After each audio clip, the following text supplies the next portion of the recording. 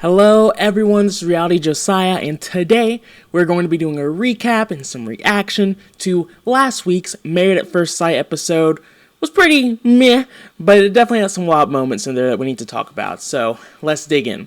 So this was basically the first episode where we had the full day of honeymoons. We start off with Nate and Stasha. They're having breakfast in the hot tub. Nate is loving Stasha and her body. This is post their really sexual shower time together. And so Stasha says she wants to build the sexual tension. She doesn't want to just jump into sex. She wants to go off of feelings and not just go off what the body wants. It definitely looks like Nate's ready to go now. We've seen in the past where house guests will lie about having sex and they'll just kind of keep the plot line going. I don't really know if I trust Stasha here. I think they might have already did it, but we'll see. We'll take their word for it and just kind of go from there. Next up, we have Lindy and Miguel. They have a cute little moment in bed after waking up where she laughs at Miguel for snoring. She kind of pokes fun at him. Really cute moment. Apparently, the sexual tension is there, according to Miguel. Lindy explains that she has a Christian background and that she was engaged pretty early into college, and that they had this saying ring before spring. I've never heard that saying in my entire life, but I guess I went to the wrong college. But she broke it off because he wanted to go back home and she wanted to focus more on her education, and that she hasn't really been in love since that relationship. So it's been about 7-8 years since then. Miguel's like, well, I've had a few things here and there. I can usually tell if a relationship's going to work or not after 3 months, and then I can just make the decision. And Lindy's like, what? 3 months? And I think this comes down to them having just a very different philosophy around love. So Lindy believes that love is a choice, and you will fight for it and work for it, whereas Miguel's like, love is a feeling, and I know, and I'll know when I'm in love. Personally, I think the right answer is somewhere in the middle. You work and fight for it, but you also just kind of know that that's your person. I think if it was just a choice, you could just really force yourself to love anyone, which, debatable. But I think that their philosophy here is a little bit of a red flag. They're looking at things differently. I think Lindy's going to get aggravated she's going to get aggravated at Miguel because she's going to feel like he's not trying hard enough, he's not giving her enough context, and Miguel's just going to be like, hey, let's just ride this wave. We're at the end of it together, we're together, if not, we're not. And he's comfortable with that, and she just simply is not and will not be. So, hopefully it's something they can figure out, but I wouldn't be surprised if they're not able to. We go back to Stasha and Nate. They take a date on four-wheelers. Stasha says before it starts, hey, I'm curious to see if Nate is a caretaker. Will he support me in this? This is kind of the lead up to us just already knowing how this segment's going to go. But he pretty much just completely fails that test. He starts off taking selfies while Stasha's already struggling to get the equipment on. She's like, is there a seatbelt in this thing? He's not even like, no, honey, it's going to be okay. He's just like, And she's just like, oh, God. She even asked before they take off. She's like, hey, are you good back there, hubby? And he's just like, let's go. I'm ready to go. I'm like, buddy, man, what are you doing? Nate, she's obviously uncomfortable in this thing. He's behind her yelling, hey, go faster, go faster, go faster. And you're just like, man, what? Do you understand patience? Do you understand trying to make sure she's comfortable? This is a date for you guys, not for you to have the time of your life. But whatever. He even stops and completely leaves her to continue to take more pictures to put on his social media. And while he's making a video that he's posting, he's like, wow, it's kind of scary out here. There could be dangerous animals. I'm kind of scared. But he doesn't even think about how he completely abandoned his wife out here. And it's like, Nate, do you even care? After the date, they have a one-on-one, and she mentions and tells him, hey, these are us activities. I need to make sure that you can focus on us and not just your social media. He takes it. She's just like, yeah, you're right. But I don't think he gets it. I'm worried about this. I'm getting a vibe that Stasha can just like put up with a lot, even though she kind of gives a persona that she won't. I think she's going to kind of put up with a lot of his BS, because this is one of the many signs he's sent us so far, and she's still doing it. And I think, personally, that's freaking ridiculous. But, whatever. Next, we have a quick segment with Justin and Alexis. Justin mentions him being super tall, like, it hurts to kiss his neck. But overall, they have a cute date on horses. Alexis admits to falling for him. Justin continues to admit that he's heads over heels for her. So overall, just a good segment for them. Next up, we have Kristen and Mitch. They don't really show this, but it seems like there was a problem with the boards not being good for the environment or something like that. They don't show it at all in the show, but they kind of allude to like the boards not being good enough for Mitch. So it seems like something did happen there. But during this, Mitch mentions not being super attracted to his wife in the one-on-one that he was having with the camera. But he says, like, oh, hopefully the bikini will help some. Mitch and Kristen discuss how fast they're moving. Kristen feels like they are moving slow and would love for them to move a little bit faster. And she basically says, like, hey, let's make a promise to keep laughing and finding the beauty in each other. You start to get a feeling that, like, she's starting to catch on a little bit, that he is moving slow and he might not be that into her. So she's kind of, like, edging him on, like, hey, like, let's keep trying, let's keep working. And I love that mentality. Like, I think that's such a good personality trait, where she's just not giving in, and she just, like, just keep trying, and she's not being too pushy with it either, which is super comfortable. That's a really hard thing to balance for pretty much anybody, I would think, but she's doing it flawlessly. We then move to Lindy and Miguel. Miguel talks about his past identity crisis, living in a Spanish-speaking country, and he wasn't able to speak any Spanish due to his parents' divorce. He also went into more context around, like, his mom completely just leaving the family because she had, like, schizophrenia, and how he hated her for a long time, but has soon learned to understand the disease since he's a neurologist. And he's forgiven her. And so Lindy really appreciates him opening up and forgiving his mom. She thinks that's a lot of empathy that he's showing. Lindy shares her parents' unhealthy relationship as well. And both just kind of agree that arguing can be healthy, but you have to find compromise. This conversation was a little weird to me.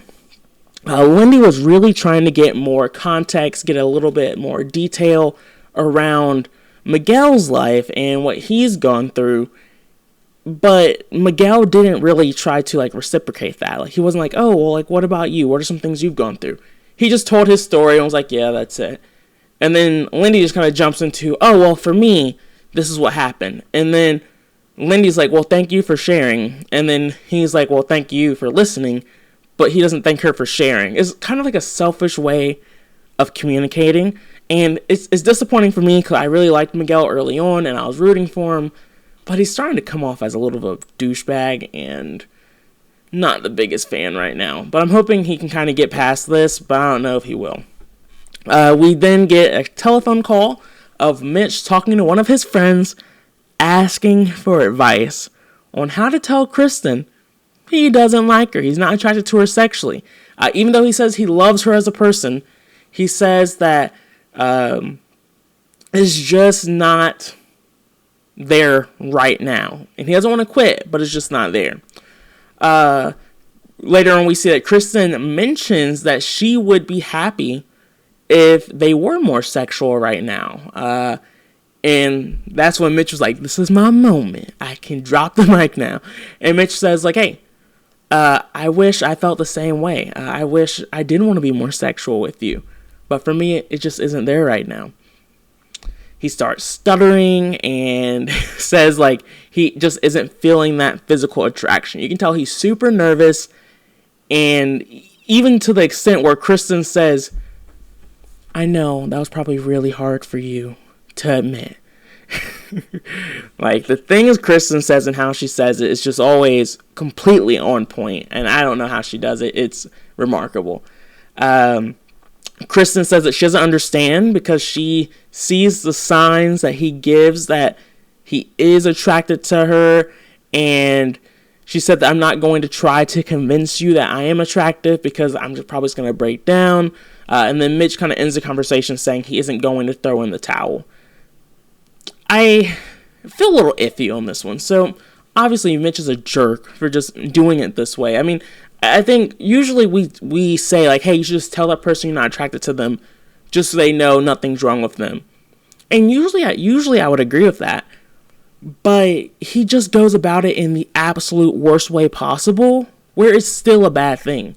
I would say that, and we're not going to lie on this channel, like, Kristen isn't, like, the most gorgeous person in the world. I'm not going to say she's super beautiful and how dare he not like her sexually.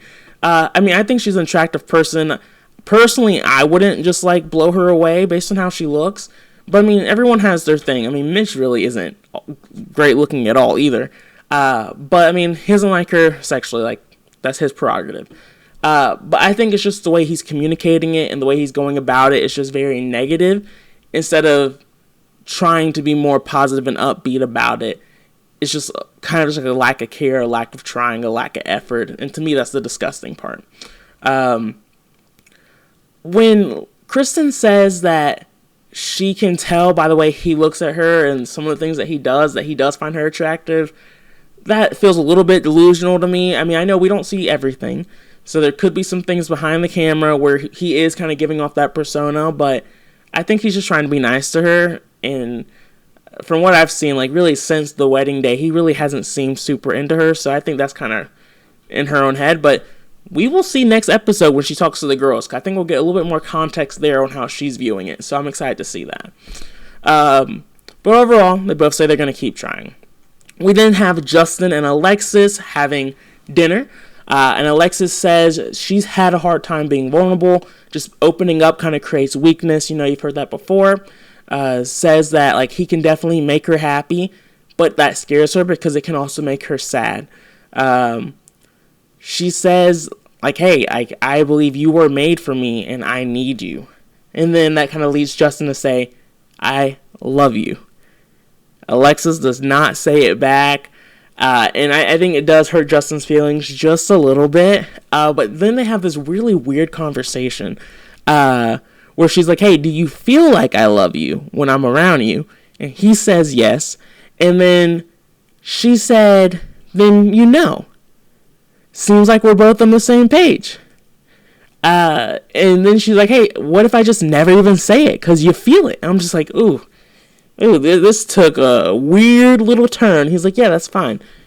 And I think it could be okay if Justin was actually fine with it. He's the type of person who also, like a lot of these people, like, can lie to themselves until they crack. And I could see him cracking at some point if she doesn't start to share that affection. But granted, Justin's moving super fast. He's super sensitive. He's super on board. But I love Justin, so I can't go too hard on him, but it's a lot. Nate and Stasha are also having dinner. Stasha brings up the bankruptcy.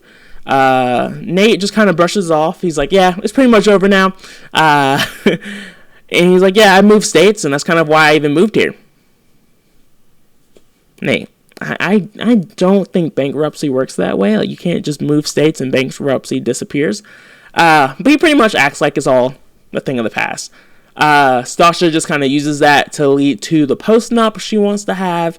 They try to build it up and make it this big dramatic thing. Well, Nate try to fight her on it, say like, you don't trust me, things of that sort. But Nate was pretty cool with it. Nate was like, yeah, all right, that's fine. They also talk about kids. Nate's kind of dramatic about that. She wants to have kids next year, and he says his ideal time frame is 2 to 3 years. They don't really reach a conclusion on this topic, so I think we'll probably revisit it. But overall, this conversation made total sense for both of them, so no major concerns. For Ben and Morgan, we see the end of their wedding. Everything goes pretty well. There's condoms in their room. They make a pretty big deal about that. But they're pretty nice and flirty. They have a pretty good chemistry going on right now. When they wake up, we learn that Morgan really likes Ben's body, which is something you couldn't have seen in the suit. So I do understand why that's kind of like a shock to her. Apparently, Morgan really wants to have sex. So that's just kind of like a little bit of the teasing they have going on back and forth, which is nice to see.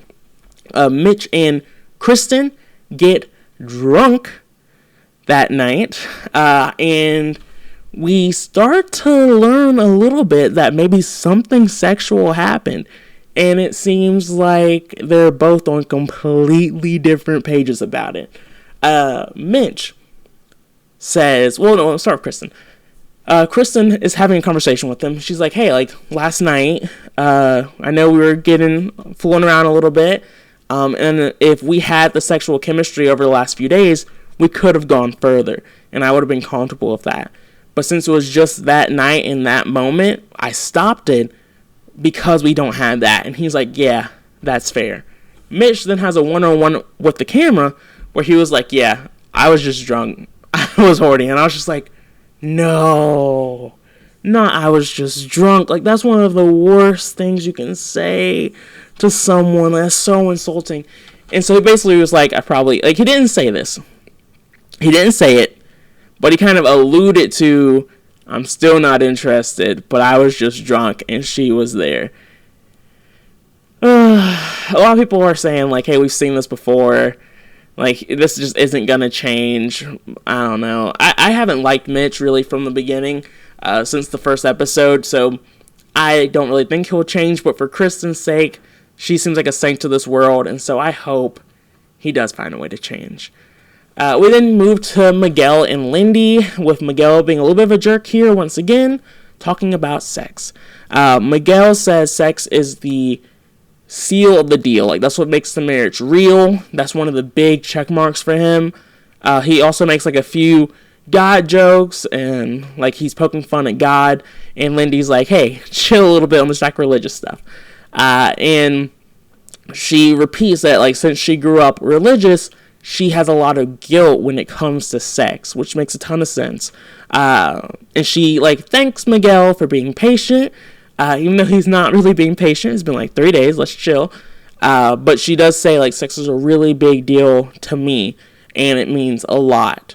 And he emphasizes on that. He's like, yeah, like, sex does mean a lot to me. He says, and she says they agree that sex is what makes two people become one. And Miguel also says, like, but hey, it can also just be a physical thing, a way of showing affection. Miguel feels like you have to have sex before you can know for sure. And I think that's probably what's scaring Lindy the most. Like, she's probably pretty inexperienced sexually. And so she might feel like she might be doing something wrong, and Miguel might read that the wrong way. The second piece is, since sex is still so important to her, if he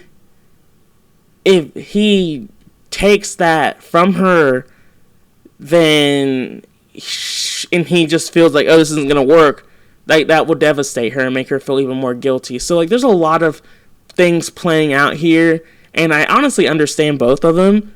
I just feel like Miguel's being too pushy here, when with someone like Lindy, you probably need to be a little bit more sensitive. So, tough situation. He does end up giving Lindy a massage. He's like, hey, we've had a lot of tough conversations. I'll give you a massage. I know that game. I know what he's doing there. Chill. Chill. But he doesn't. We then get Ben and Morgan rejoining the group, and the group kind of just gives overall updates. Alexis, of course, has to make sure everyone knows that Justin is celibate. Outside of that, everyone is just kind of saying how well they're doing. But Kristen's being a little bit quiet, and everyone's like, hey, like, Kristen, what's going on? The girls are on a separate part of the boat, and she's just like, hey, I don't want to dig into it right now, but we'll talk tomorrow. And everyone's super understanding about it, which is pretty different. I think on most seasons, like, there's someone kind of leading the conversation, someone pushing to get more details. But it was interesting to see them be so cool and relaxed about this. Stasha goes into a little bit more context around how she took Nate's last name because her dad isn't in her life, and she's going to have Nate's last name forever, she said, whether this works out or not. There is a moment where Alexis says something about having her dad in her life and still not being close, and it kind of makes Stasha tear up a little bit, but it's really not that big of a deal. I think Alexis is just kind of hard, and they make up. They both say it's not a big deal. I mean, Alexis apologizes for it. Nothing crazy. Justin told the guys that he told Alexis that he loves her, and everyone's like, "You're ridiculous, bro." The guys feel like he's a little excited because of how much he likes Alexis. Alexis tells the girls that she actually wanted to run, which is something that we didn't know in the moment, and we didn't get on a one-on-one. So that was interesting to know, and something to kind of watch out for moving forward, to see if she tries to self-sabotage or something like that. But outside of that, she says like she does really like him, so we'll see. We end the episode with Mitch and Kristen, with Kristen laying down the law, saying, "Hey, just so you know, if nothing physical happens by the end of the show, I'm asking for a divorce." And it's like, all right. And Mitch takes it pretty well. He's like, yeah, that totally makes sense. And I know I say it's Kristen laying down the law because I want it to be that way, but in Mitch's mind, he's probably like, okay, like, if we haven't had sex, it means I still don't like you, so, I mean, it doesn't really change much. But, yeah, that's how the episode ends. Let me know if you agree with, like, some of the things, like, my takes on how the show's going. If you have some of your own ideas, someone you really like that I don't like, would love to just kind of have a little bit of banter back and forth. So feel free to comment, like, subscribe, and also any recommendations you guys have, too. I'm always down to take those in, too. So, look forward to seeing how this week goes. I know this video came out a little bit later. Life's been crazy. But I look forward to seeing what happens. Have a good week, guys.